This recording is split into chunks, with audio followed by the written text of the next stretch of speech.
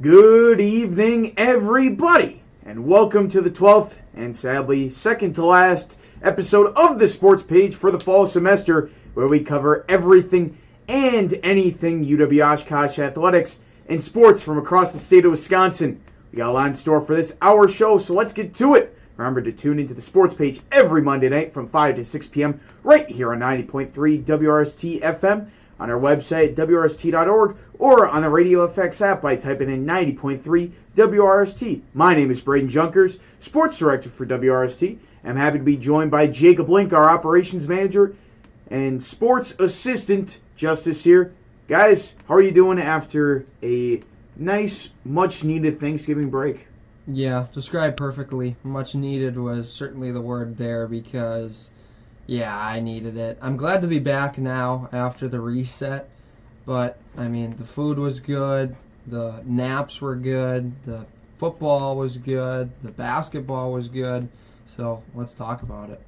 It was just an awesome time to sit around and really do nothing, not really think about sports I guess think about sports in the way of watching it, but at least not covering it. That's something that we've all done a lot of this semester, and it was just nice to take a break, sit on the couch, and watch some good football, Braden. Yeah, I mean, it was well much needed. My cousin got an 8-point buck on Thanksgiving night. It was real nice. He had a 50-yard shot, just a great shot. Got to spend time with some family, but back here, the big thing that I'm excited for, Justice, what are we doing on Wednesday at 2 p.m.? Well, we are going to be covering Oshkosh's game against Calvin in the Elite 8 of the Division III NCAA volleyball tournament.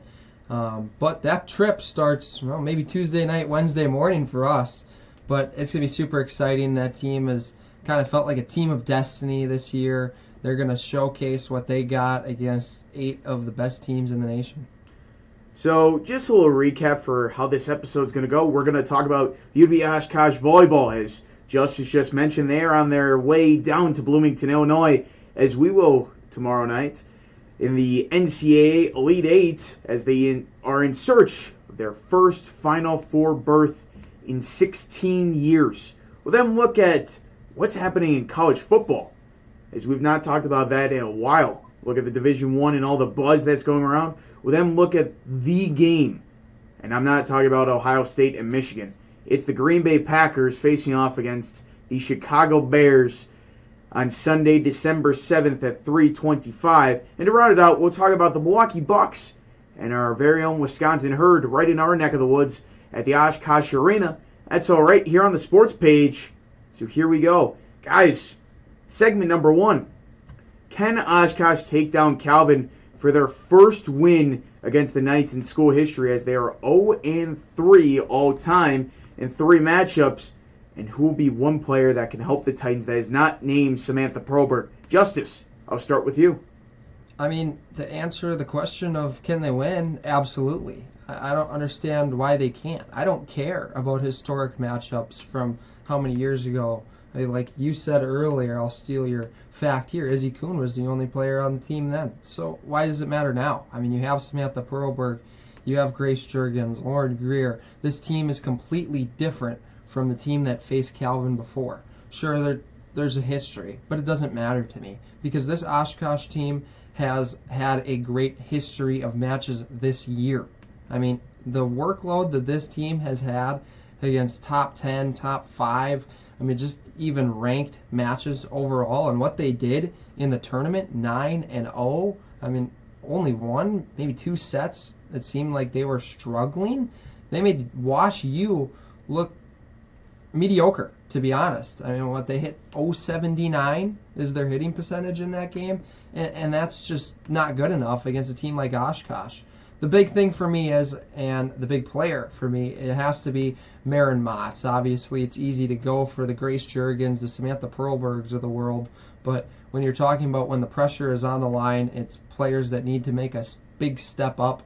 Freshman Maren Motz has been really good in low volume, and I look to her game against Eau Claire in the conference tournament championship when she had 10 kills on 20 swings in 5 sets.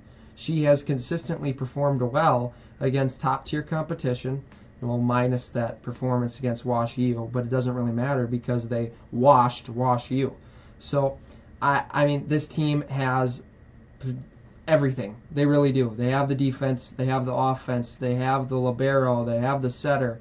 They can even serve. I mean, Riley Burrowman had like 8 aces in the tournament so far. Why can't she add on to that, and why can't Oshkosh add on to getting past the Elite Eight?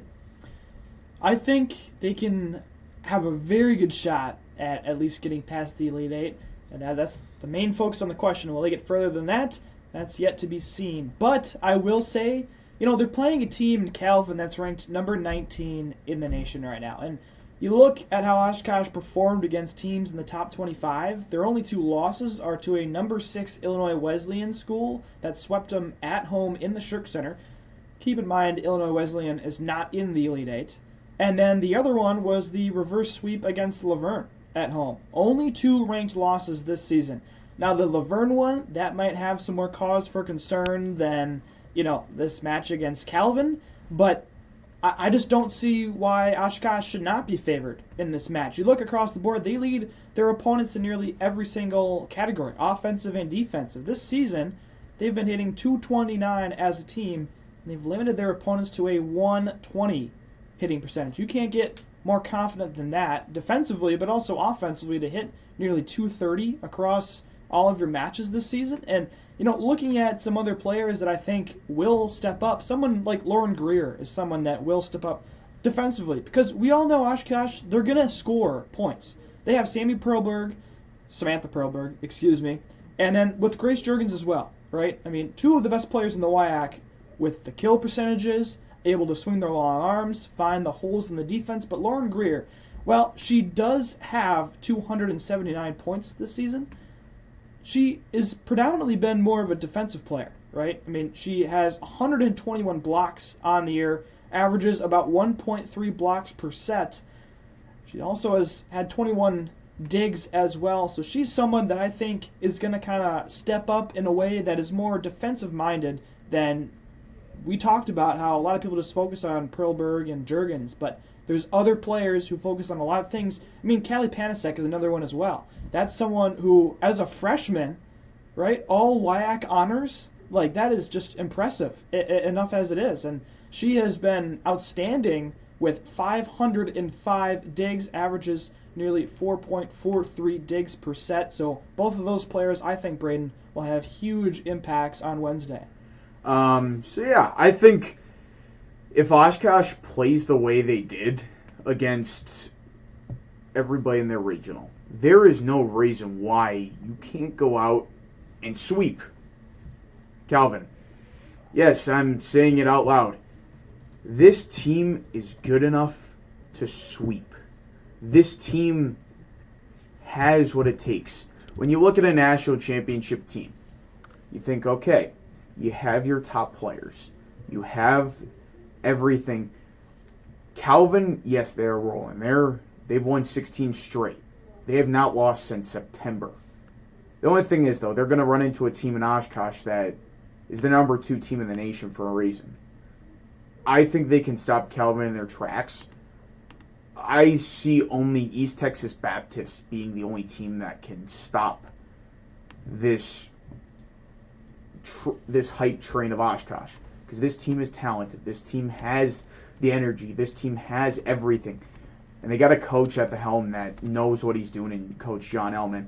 And I think one person that's going to have to play a huge factor, just you mentioned it, at the service line, Riley Barrowman played exceptional. Yeah, she only had 13 combined kills against Gustavus Adolphus and Wash U. 8 service aces at the service line. You need to put points up on the board. You go to the service line. You got Riley Barrowman, who has confidence. And I think she's going to be a huge piece if the Titans want to move on and face off against the winner of Colby and Trinity and try and get to the Final Four for the first time since 2009 and hopefully try and get to that national championship. I will say, Braden, that I think Oshkosh is in the right half of the bracket. If they're in the other side and they would have had to play, I mean, East Texas Baptist is going to beat Barry. East Texas Baptist is undefeated. There's no way they're going to lose to the lowest remaining seed in the tournament. So you're going to think they're moving on to the Final Four. Then you have Laverne and Eau Claire. That will be the match of the night. We know how good Eau Claire is here at Oshkosh. Nearly beat us a couple of times there. And, Laverne beat Oshkosh as well in that reverse sweep like I talked about. So Oshkosh really lucky that they don't have to face any of those three schools until potentially the national championship match. And on the other side, as we look at if Oshkosh were to beat Calvin, they'd play the winner of Colby and Trinity of Texas. And, honestly, that's why I think that Oshkosh, they put together two good matches, right? They're going to find themselves in a very, very good situation in the national championship match, but then it's just going to be how do you play against a team like East Texas Baptist, undefeated, most likely will be undefeated if they make that national title match, and then also a team like Laverne, who, Oshkosh will be up for blood in that one. And then even Eau Claire. It's hard to beat a team that many times in a season, but, Oshkosh at the very least should make it to the Final Four. And so the big thing is, Jacob, correct me if I'm wrong, this is the first time WRST is traveling down to cover the Elite Eight for UW Oshkosh's women's volleyball team, correct? Yes, I know for a fact. So, for myself and Justice Sear, don't forget to tune in. If you're doing nothing on Wednesday at around 1:30, 1:40, we will have our pregame show for the Elite Eight matchup between Calvin University and UW Oshkosh, as the match is at 2 p.m. Tune in. It's going to be a lot of fun. I myself am excited. Justice, how are you feeling that we're going to be embarking on an adventure to a huge match? Yeah, heck, if you're doing something, tune in to this team because they have put in a ton of effort throughout the season and they've shown it off and on the court. Support the girls in their journey to, a historic potential run. But to answer your question, I am elated. It's going to be super exciting to go down there. And when we traveled to Platteville and Stout, but this is a little bit different. And even if they were to falter in that Elite Eight, it's still historic in the fact that they made 3 straight Elite Eights, right? John Ellman, when he talked to us after that match, he talked about how the first one, was special. The second one was even more special because they didn't think they could repeat, he knew he had the talent, but just the ability for them to go back to the Elite Eight. Now, this one means so much more to him and to this team, and I think that, just overall, however it goes, it's still going to be a very impressive season for the UWO women's volleyball team. And to conclude segment number 1, I got a quote from Coach John Ellman. We are at an all-you-can-eat buffet. We are still hungry. Listeners, please hold on to that until the Calvin versus Oshkosh match on Wednesday at 2 p.m. Again, you're listening to the Sports Page here on 90.3 WRST-FM Oshkosh.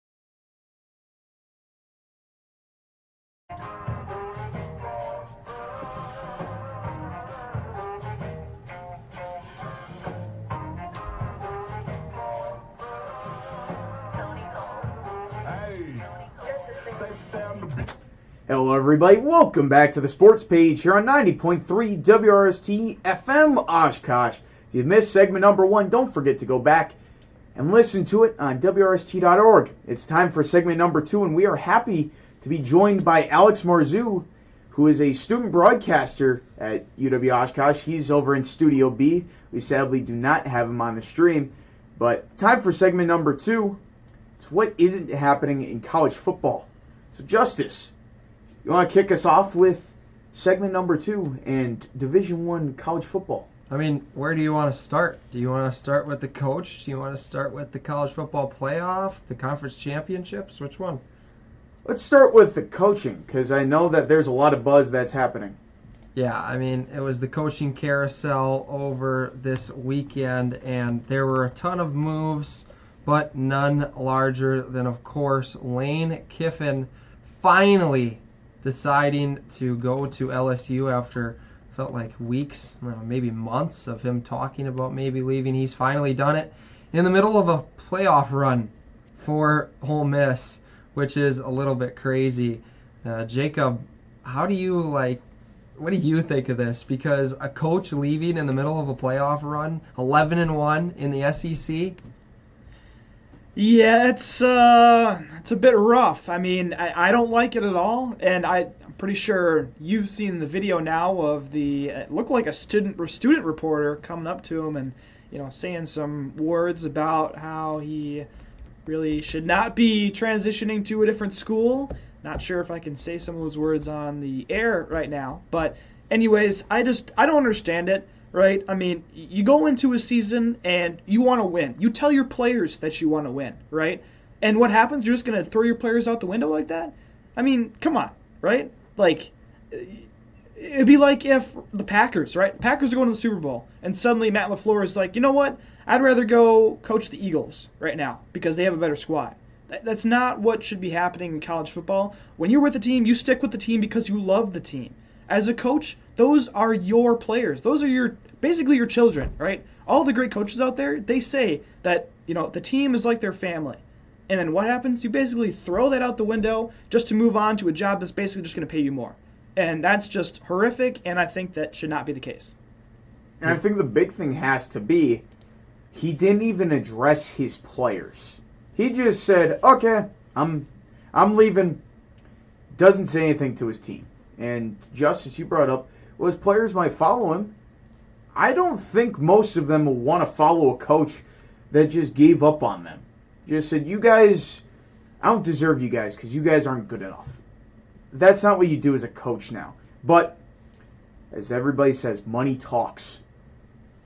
Yeah, there was a certain decision, I believe Kerry Carter, as the AD at Ole Miss, decided that Lane Kiffin should not be involved in the team meeting after they assigned, I can't remember his name, the now football head coach. They just hired Pete Golding, who is the defensive coordinator there.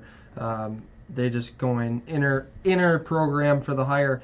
But they decided not to have him in that conversation, so he never really had an opportunity to talk with his players. Other than, we don't know what's happening in the locker room and whatnot, so we can't exactly guess that. But this is par for the course, Lane Kiffin, right? This is what he does. 2009, when he was at Tennessee, left him high and dry.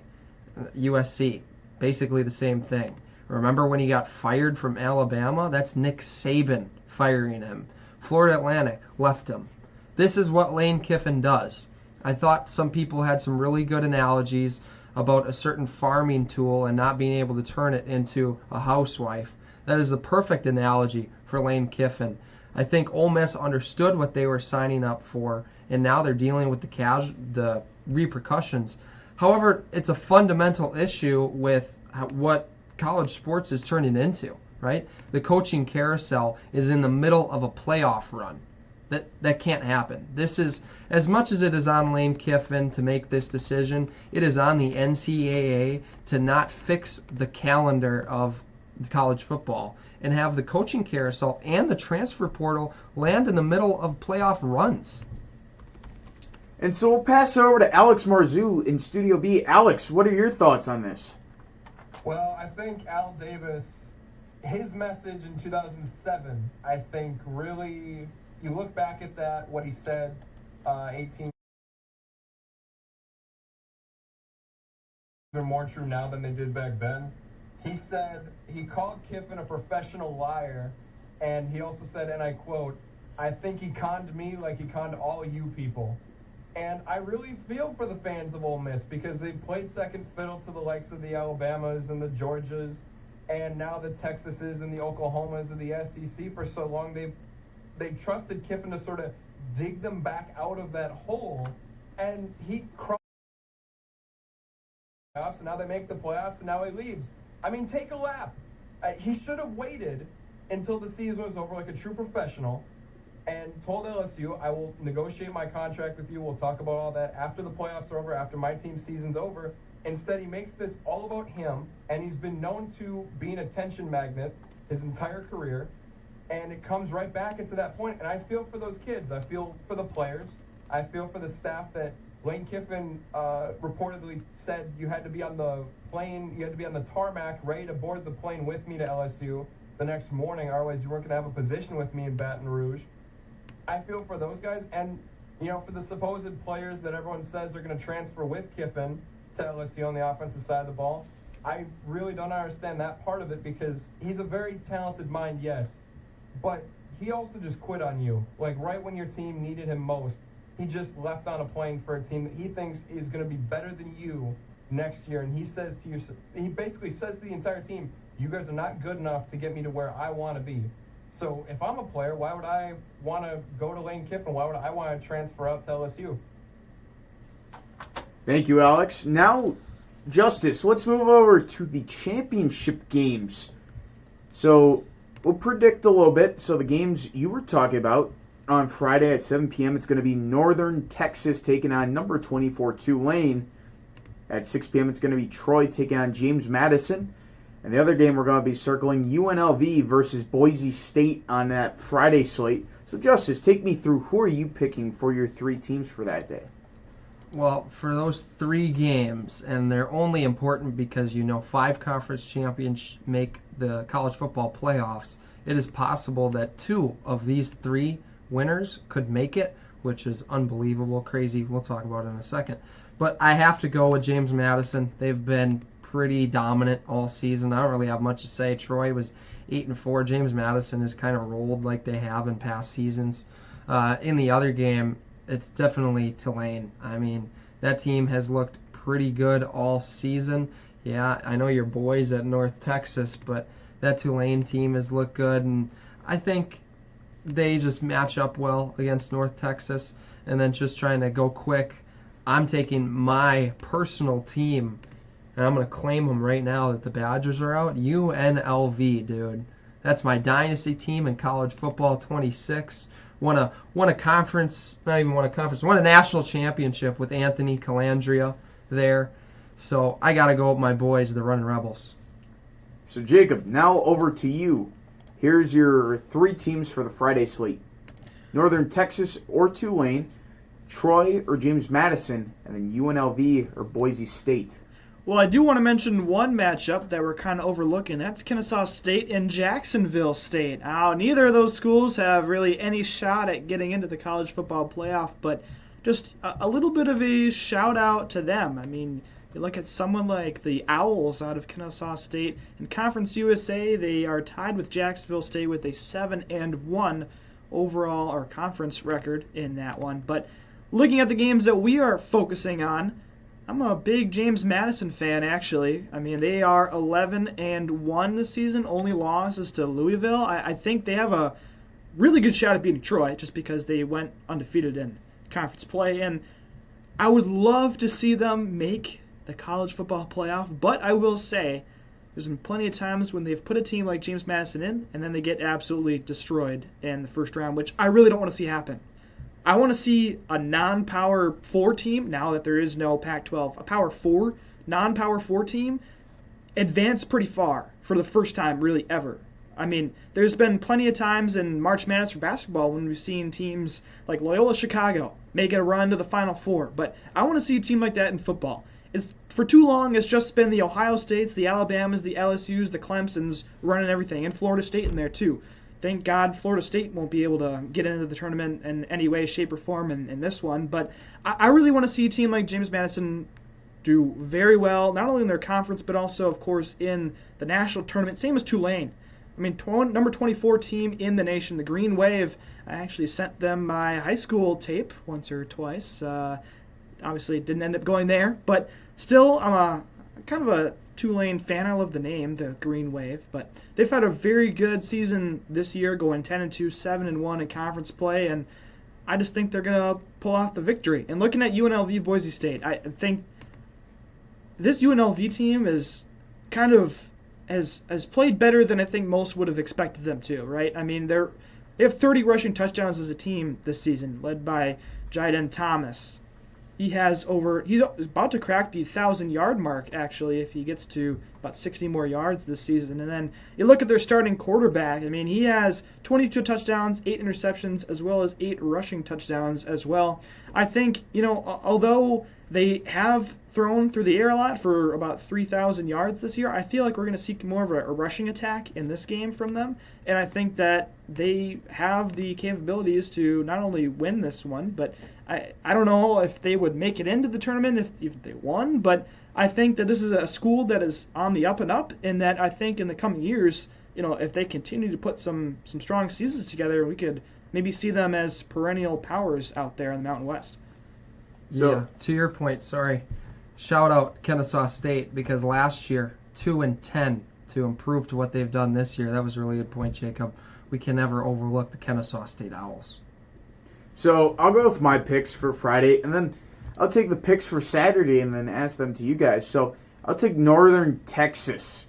Drew Mestmaker didn't play a start in high school and has been nothing but exceptional. He has over 3,931 yards. He's about to get to 4,000 as a true freshman. Did not play a single snap of football in high school.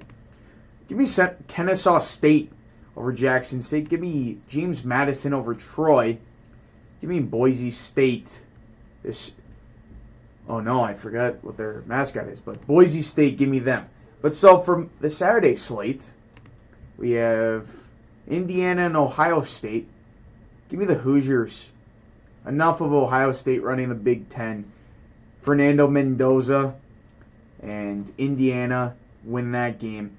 Give me Georgia over Alabama in the SEC championship game. The Big 12 championship, give me Texas Tech over BYU. In the ACC, give me Duke. And then Miami, Ohio versus Western Michigan.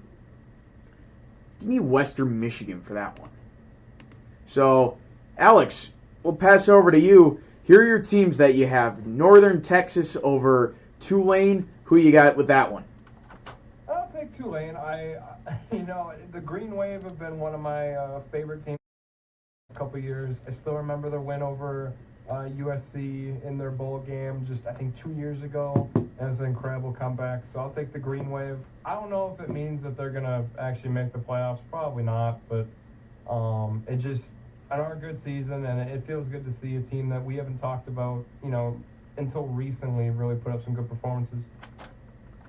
Yeah, it stands to say you can pencil in the winner of the American Athletic Championship game getting a spot in the playoff because Tulane is ranked. North Texas, if they win, maybe we're having a really different conversation, but most likely the winner of that game is in. So then you have Kennesaw State and Jacksonville State. Who you got with that one? So I took Jacksonville State. Don't necessarily have the advantage in record, so I'll take the upset, but they do host, and I really do think, night game, that'll kind of play a factor. So it'll be interesting to see if I can catch that game. That'll be really fun. And then your last two, you got Troy versus James Madison, and then UNLV versus Boise State. Who are going to be your two winners? Shout out to Troy. Not one of those programs you really consider to be in championship weekend, so shout out for them making it here. But I think James Madison's going to roll. I think that's a pretty good game for them. And Boise State and UNLV, that's the one that, besides North Texas and Tulane, I really have circled on my calendar. It'll be really fun. I know my mom, if she's listening, she absolutely despises that Boise State blue turf. So she probably won't watch. She probably won't have a good time watching, but I'll take the Broncos. And then for your big Saturday games, Indiana and Ohio State, Georgia and Alabama. Who are your two winners? I'll start with Alabama, Georgia. I think that's the easier one to really get around. You know, Alabama has been hanging around. They've had some solid performances this year. They've also sort of slipped like they did in the Iron Bowl. I know it's a rivalry, but still not great when you only win by one score over Auburn.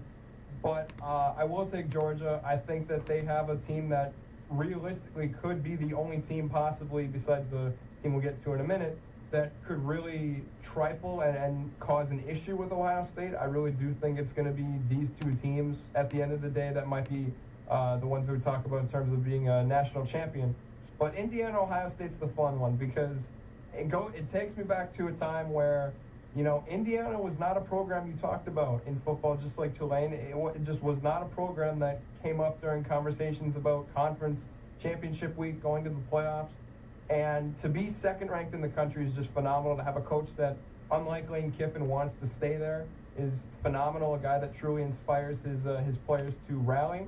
And I think that that's going to go well for him. I'm pulling for the Hoosiers. I think they do win against Ohio State in Indianapolis. You know, a little bit of home field advantage there by accident. But, you know, I really do think this is going to be, no matter what happens in January, December, and beyond, this win right here is going to mark the new age of Indiana and that they are here to stay. So then your final three, Miami, Ohio, or Western Michigan, Duke or Virginia, and BYU or Texas Tech. Who you got? I'll take Miami of Ohio. I think that could be an interesting one. You know, they're obviously in Western Michigan's always usually, you know, they've been around for a bit, but I'd like to see Miami of Ohio be able to do that. I'll take Virginia over Duke, and man, you know, that's a good one to say. You know, Virginia, they had that thing with the incident on campus last year, you know, absolute tragedy, and to rally from that to this point, you know, that's a tough thing to get over as a member of not only that team, but that school. And to have a team like this just be so special, to follow that up and it just be a true rallying cry for that university, I'm pulling for them. I'm pulling for them bad, so I'd like to see that. You want to repeat the last game? Yeah, you got Texas Tech or BYU with Jacob Rodriguez leading the Red Raiders. Oh yeah, the Big 12 championship is going to be an absolute doozy. Let me tell you. I like BYU a lot. They've not really, you know, they've been around, but they've never had that like big moment where they can say that they've, you know, had that big marquee win, and they could come this weekend. I do think Texas Tech is going to win it. They're 5 in the country. You know, that's a tough game to win. That's a tough game to predict, but I do think that will be, in my opinion, that's going to be the closest game on Saturday. All right, so Jacob and Justice, the Saturday games. Who do you got? You want me to go first? I can go first on this one. So I'm going to take Texas Tech in that really kind of the first game of the day between BYU and Texas Tech. You know, what is BYU's only loss this season?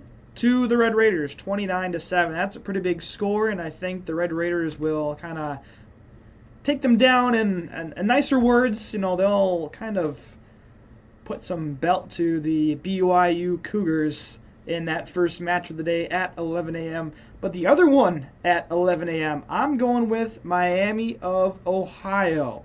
And you know why? The Redhawks are going to win that one because they are actually known as the cradle of coaches. They have had a history of some of the best coaches, not only in college football, but also the NFL as well. You look at someone like Paul Brown. Paul Brown was a head coach at Miami of Ohio, just like Woody Hayes, Sean Payton, and you look at just the list keeps Sean McVay as well, was a wide receivers coach at Miami of Ohio. And they got a lot of guys in the College Football Hall of Fame as well. Also, one of their retired numbers, number 7 for Ben Roethlisberger. So I'm going with Miami of Ohio. I also saw them play the Badgers in their first game of the year, and they actually held their own against Wisconsin. Now, we all know Wisconsin's not the best team in the nation. They're more down towards the bottom this year, but I still think they looked pretty good against the Badgers. And moving on to the 3 p.m. slot on ABC, I'm going with Alabama. You know what? I'm just going to say it. I'm a Georgia hater. I think, really, I'm rooting against both SEC schools, if I'm being completely honest. I will say that Georgia, they have the better stats over the course of the year. Just like looking at a few of them as I pull them up right now. Yes, Gunnar Stockton has 2,500 passing yards, 20 touchdowns, 5 interceptions, and on the ground game, they've combined for over 2,000 rushing yards as a team. That number is pretty impressive, but I don't know. I feel like Ty Simpson just has something about him, right? I mean, 25 touchdowns, 4 interceptions, over 3,000 yards passing for him. I just think the Crimson Tide's air attack is too much for Georgia to handle. Looking at the Ohio State and Indiana matchup, I love Indiana. I really want to see Indiana win. But we've seen this before, right? Where a team plays against Ohio State, a lesser-known football school or a school that has maybe not had the same history that Ohio State has. Think about a team like Iowa or even when Wisconsin has played against Ohio State in the Big Ten Championship, and we saw how that always goes, right? They just are not able to take down the Buckeyes. Buckeyes, they have some of the best recruits in the nation, just every single year. And I really want to see Indiana perform well. I mean, like we all talked about now, is that they're not known as a football school, but just the way that Ohio State was able to just dominate against Michigan. I mean, that game was not close. The score might have been close at some points during the matchup, but when you felt the game, when you were watching the game, it just did not feel like a close matchup at all. And that's a tough place to play. You know what I mean? Like at Michigan, in the biggest game of your season that you have circled, and you're finally able to get over that hump and beat them for the first time in 4 years. So I think that Ohio State comes on top of that one, and they kind of prove why they're number one. And looking at the final matchup, Duke and Virginia, I'm going for Virginia in that one, Braden. So, Justice, round us out to finish off this segment. Who do you got? Well, in the early noon game, I got to go with the Mormons. I mean, BYU's, they just got to do it. They have to be the second representative of Big 12 because I think Texas Tech is in no matter what. BYU is kind of on that bubble. They're a fun team, too. If you like rushing the ball, why not cheer for L.J. Martin, Beer Bachmeier? Almost 1,700 yards, 22 touchdowns combined, so they get it done on the ground. And why not with a quarterback with the number 47 and a name of Bear? Give me BYU. Enough said. Western Michigan, Miami of Ohio. I really don't care about this game. I mean, I'll be honest. I'll have to go with Western Michigan because I know Mr. put the team on his back, though. Greg Jennings came out of Western Michigan, so I'll probably take him. I'll take them. And what are they, the Broncos? Are they the Broncos, Yeah, they're too? the Broncos. Okay, that was a good guess. So Western Michigan's going to win against Miami of Ohio, the cradle of coaches. And then Georgia, Alabama. And I think this game, I mean, it matters, of course, conference championship. I think both these teams are in. But Alabama defeated Georgia earlier in the season. But I don't think it matters. I think this Georgia team is better than Alabama. Alabama has skirted by at every single opportunity. We saw it in the Iron Bowl. We've seen it in the earlier games this season. Georgia's just the better squad. Virginia versus Duke. Well, because I'm an agent of chaos, I have to go with Duke football. Despite losing 34-17 against Virginia earlier in the season, Darian Mensah is just going to go nuts. And he's going to lead the Blue Devils to an ACC championship at what? 6-8, 7-5? I mean, barely over 5. They're barely bowl eligible, but they're going to win the conference championship. And that'd be awesome if the committee is listening. Rank those guys. Put them in the playoff. I mean, I want to see what they can do. And then finally, with the biggest game of the year, it's not often you see in a conference championship, overall number 1 versus overall number 2, but that's what we got with Ohio State and Indiana. And I have to go with Ohio State just trouncing the Hoosiers because I think the Hoosiers are frauds, if I'm honest. I don't think Fernando Mendoza is that good, but I do know that Ohio State defense is that good. Holding Texas to 7, holding Michigan to 9. Penn State was terrible this year. They had 14 points. That's probably the best performance against them this year. That's how good this Ohio State defense, led by top 5 picks Arvo Reese, Caleb Downs, have been this year. I don't see an absolute way in, you know what, that Ohio State loses to Kurt Signetti this weekend. And the last thing, Jacob, just to add on the radio side of stuff, didn't we WRST finish third behind Indiana for the best sports talk show in the nation for college radio? I don't exactly remember who we were behind at all. I don't really want to put that out there. I'm not exactly sure. Fair enough. Quote it incorrectly. But one thing I did want to mention before we transition segments, though, how about some of these matchups in Division II and Division III in the playoffs? You talk about big games. Talk about UW Lacrosse traveling to North Central. That is a huge matchup alongside with St. John's traveling to River Falls. And shout out to DePaul, as they were able to take down UW Whitewater in the snow at just a crazy game. I was listening to it, watched the end of it as well, but shout out to them as, again, the WIAC has really kind of shown why they deserve to have 4 teams in. All 3 of the 4 teams won their first rounds as Platteville travels to Bethel. And after this, I mean, we could potentially have 3 moving on to the next round as well. Are you saying that you think Lacrosse could take down number 1 North Central? I mean, it's a possibility, right? Everything's a possibility, especially when you look at, I mean, who has North Central really played that was good? Us. Okay, that's up for debate, if I'm being completely honest. But you just wanted to give a little shout out to our Division II and Division III friends, alongside with some of the FCS as well. How about Yale coming back after halftime and advancing for the Ivy League? Shout out to Max Rudebush, former defensive end at Lake Mills. I played alongside him. He was on that Yale team. Congrats to him and their miraculous comeback. Over Youngstown State, as they will now travel to Montana State. So the road only gets tougher for Yale. Did you see that North Dakota State received a vote in the AP poll this week, which is crazy for an FCS school to get that? I mean... Well, and to be honest, the way that the program's run, they almost should be an FBS school, not really an FCS school. I understand why they're in the FCS, in the FCS is to, I mean, they basically have a 25% chance of winning the national title every single year, but I feel like they could really compete with some of the best, really, FBS schools. I'd like to see that. That'd be a fun matchup. Give me Wisconsin, North Dakota State next year. You guys got to be careful when you're down there in Bloomington, because Illinois State plays against North Dakota State on Saturday. Things could get pretty rowdy down there in the Normal and Bloomington area. I actually know one of the guys on North Dakota State, Matthew Stenbron, another defensive end out of Lake Mills. I graduated with him. He's actually playing significant minutes for North Dakota State. So, Justice, they need to stop by for that game if it's still going on. Relation to Craig Stenbron? I don't believe so. Oh, dang it. Another, very quickly, there's a lot of great games on the slate. None bigger than Prairie View A&M at Jackson State for the quote-unquote Black National Championship game. That is at 1 p.m. in Jackson, Mississippi. That game is always a lot of fun. I did watch the Grambling and Southern game on Saturday. The Bayou Classic, another huge rivalry down there for the HBCU schools, and just a shout-out to them. That one will be one of the ones that I want to tune into on Saturday.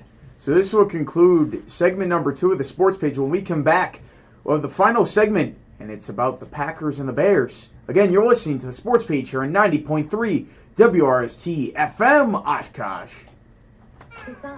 Wow, that was...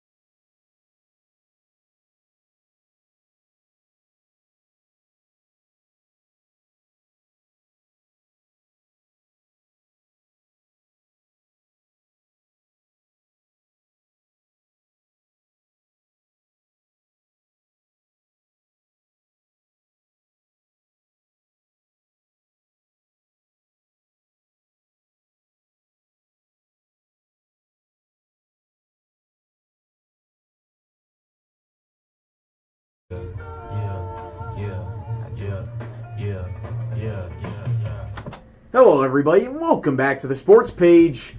If you missed segment number 2, don't forget to go back and listen to it on WRST.org. It's time for the final segment, and it's a good one. It's the game. Green Bay versus Chicago. Packers-Bears, the first meeting of the 2025-2026 regular season. Guys, the hype around this game is unbelievable. Justice, do you think the game will live up to the hype? Yes or no? And why?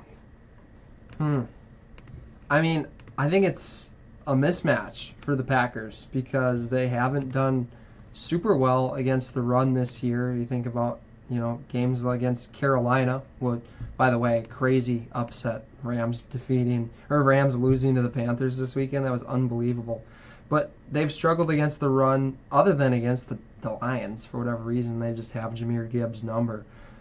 And the Bears just ran for 268 yards on runs against the Eagles, who we have really thought as one of the best defenses in the league.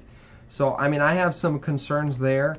But on the other side, I have some concerns for the Bears not being able to stop Micah Parsons, because Micah Parsons was fantastic against Detroit.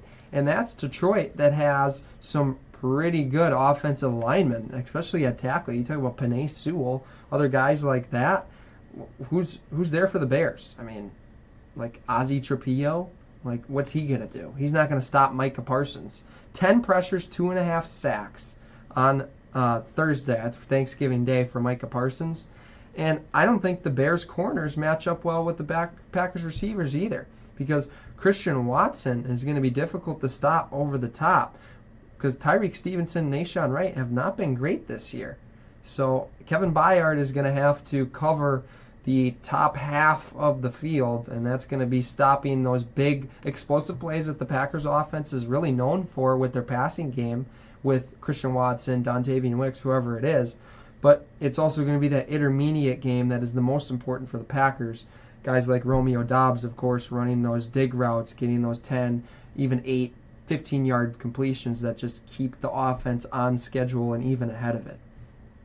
And so, Jacob, now to you. Do you think this game lives up to the hype? Oh, I think it's going to be a close one. Now, do I think the Bears are going to win? Absolutely not. You look at who they've beaten so far. I mean, sure, they beat the Eagles, they've beaten some good teams, but they've just relied on the comeback too much. And I feel like eventually that streak is going to end. I mean, they struggled against the Bengals. That's a team that, everybody should just not take until about 30 seconds left in the game to finally go back ahead. I just can't believe that they almost blew that one. And they also struggled against the Giants as well, and we know how the Giants have looked this year. The Steelers, everybody's been beaten up on the Steelers. That's not really that impressive of a win. Same as the Vikings, as Alex Marzou. I know he's a big Vikings fan over there, but they only beat the Vikings 19-17. We absolutely destroyed the Vikings. And I feel like while the Bears did play good against the Eagles have been on the downward trend. They have really been sliding as a team, and it's not because the Bears are better than the Eagles. It's because the Eagles were kicking themselves in the butt. They had plenty of opportunities, the Eagles did, to come away with the victory, and they just decided to throw it away. So I don't know. I think Caleb Williams, he shows some good flashes, but he also still shows flashes of what we saw last year, of someone who doesn't think about where they're going to throw the ball before they release it. And while does Jordan Love do that sometimes? Yes. But I think just overall the Packers' defense is better than the Bears' defense, and the old adage is defense wins championships. And I think the defense of the Packers is going to limit this Bears offense. And we'll bring in Alex Marzou. Alex, do you think this Packers versus Bears game is, or do you think it's a fluke? The hype, and I'm going to disagree with both Justice and Jacob. I think this one swings the way of Chicago. At least one of these does.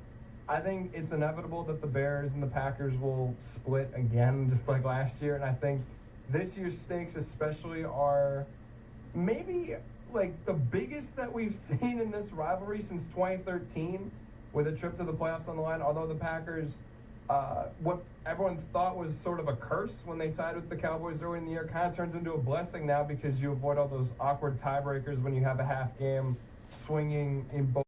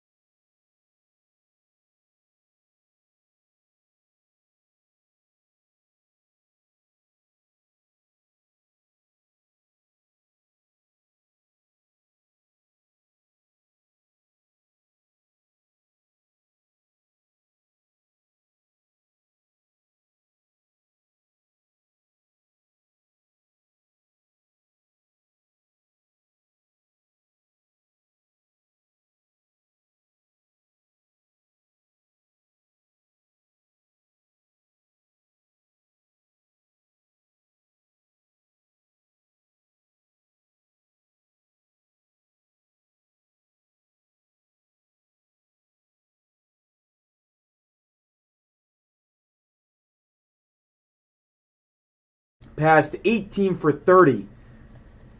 The Lions did not record a sack. Talk about a Packers O-line that played exceptional. They had Aiden Hutchinson on the other side of the ball. No sacks recorded. I think the Packers walk away with this with a huge win. A big game from Micah Parsons. A big game from Jordan Love. I mean, this Bears pass rush and linebacker core does not scare me at all. I'm going to be flat out honest. The Packers should walk away with this game because, Jacob, like you brought up, the Bears have won games by a comeback. If the Packers throw the first punch and keep going with the ground and pound offense and then let Jordan Love air it out to his receivers, Chicago is going to have nothing to bounce upon. Ben Johnson, remember what he's, excuse me, sorry, what he said in his press conference. You're getting too excited over there, Braden, for this game. No. My throat's getting dry. But Ben Johnson said it was fun beating Matt LaFleur twice a year. Ben Johnson, I know he doesn't tune into the sports page, but there's no way you can take down Matt LaFleur and the Packers at all. I think the Packers walk away with the win. They walk away with the division lead. I don't see the Bears touching the Packers at all. And this is coming from a big fan, but I also think Micah Parsons and Rashad Gary are going to have a field day on Sunday. I just want to add one thing, and then I'll throw it over to you, Alex. But just one thing initially is I will agree with Alex in that I think the series could very well be split. I mean, we've seen it before. When the Bears play at home, they have looked pretty good. Now, at Green Bay, I don't think they're able to beat the Packers in Lambeau, but I will say that at the end of the year, in a game in late December on the shores of Lake Michigan when it gets really windy, I get that the temperature is a factor always at Lambeau, but I feel like in Soldier Field, I think that there is a good opportunity that they end up splitting this one. But I'll throw it over to Alex right now. Yeah, I'm going to play even more defense because, Braden, you say it's not about the analytics. Okay, then we won't talk about the analytics. We'll just talk about how the Bears have the best record in the NFC. So that's pretty easy. And if you want to talk about comparative games with the Vikings and the Giants, who, by the way, the Giants almost came close to beating the Packers as well, the Bears just nailed the Eagles. I mean, there was no space in that game. I watched all 60 minutes. There was no second of that game where I thought that the Eagles had anything close to a chance to beating the Bears because Saquon couldn't get going against that defense. Jalen Hurts got flushed out of the pocket, and he had to throw laterally on the run, and it just does not work with his play style. It's just very odd because he's a very dominant runner, but that's besides the point. Won by 9 points in a game that the Packers, they hosted the Eagles on Monday night in Green Bay, and they lost that game, and I never really thought that they had anything going. So you can talk about all the comparative stuff that you want. The fact of the matter is, this game is what matters. Like, we're going to see really between these two teams just what they have for each other this Sunday. It doesn't really matter what any of us say from Monday to Saturday. All that matters is at 3:25 in Lambeau Field, what do the Bears have and what do the Packers have? And I just think that the Bears, they have signed that I think a lot of teams are going to find out is a very quiet defense that has a bend, don't break philosophy, and a team that can force really nice turnovers when they need them most. Yeah, I think two things one thing for sure that we're missing is that the Packers line well against the Bears' run defense, which goes against my point just because of the two pair in Quay Walker and Edgerrin Cooper because of how dynamic they are at the second level, filling in gaps, and they're not going to be able to run over the Packers like they were the Eagles. I mean, that was just a joke. Kyle Monangai with 130, DeAndre Swift like 120. Get the heck out of here. I mean, seriously. I get the split idea. I do. I think I understand that.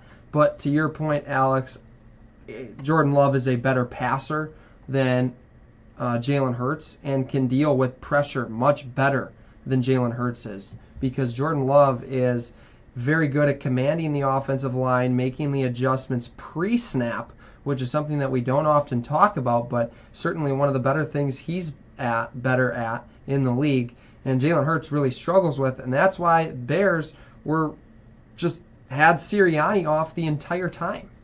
Hold on just 1 second as I'm going to throw it back over to Alex. I know he wanted something for 20 seconds. That's all he's going to get, though. Listen, just real quick, Justice, you talk about that run defense. You guys don't have Wyatt anymore. Like, that's a huge deal going into Sunday is that you guys are not going to have one of your bigger interior presences. So, I don't know. That might be a little bit easier than what you're pointing out there. Well, either way, I think we can all agree that the Vikings are at the bottom of the division. No offense to you, Alex, but just throwing it out there, Braden, as you want to close this out as we have 45 seconds left of the show. Max Brosmer, he went to Minnesota. Go Badgers. That's how we're going to end it. Go Badgers. We're getting the Axe back next season. So this will conclude the sports page, the 12th episode. Next week we will have our final episode for the fall semester. We will play sad violin music as we leave this episode. But thank you all for tuning in. Don't forget to tune in for our sports broadcast on Wednesday at 2 p.m. Have a great night, everybody. From Braden Junkers, Jacob Link, Justice here, saying so long. You're listening to the sports page here on 90.3 WRST-FM Oshkosh. Go Pack, There we go. Yep. Max